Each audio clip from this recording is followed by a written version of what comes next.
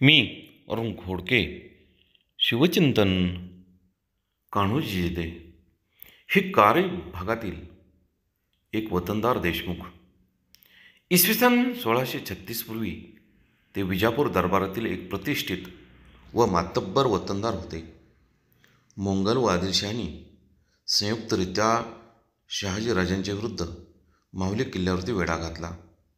त्यावेळी ते विजापूरकरांच्या रंदुल्ला खानाच्या सैन्यामध्ये होते. त्यांच्याच मध्यस्थीने तह होऊन शहाजीराजांनी निजामशाहीचा नाद सोडून आदिलशहाशी सल्ला केला. त्यांची यापूर्वी ओळख ऋणानुबंध असावा. शहाजीराजांनी पुढे रंदुल्ला खान येथे जेधे यांना आपल्याकडून मागून घेतले व आपल्याबरोबर कर्नाटकात नेले.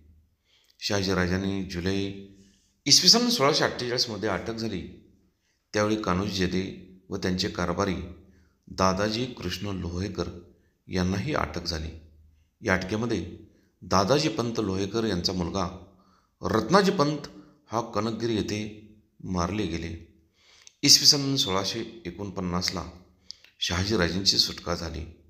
त्यावेळी कान्होजी जेधे व दादाजी पंत लोहेकर यांची सुटका झाली.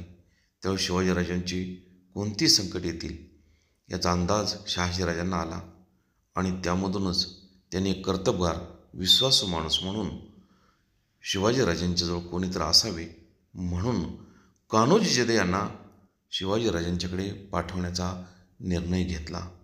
बहुत काय बोलणे. राम कृष्ण हरी.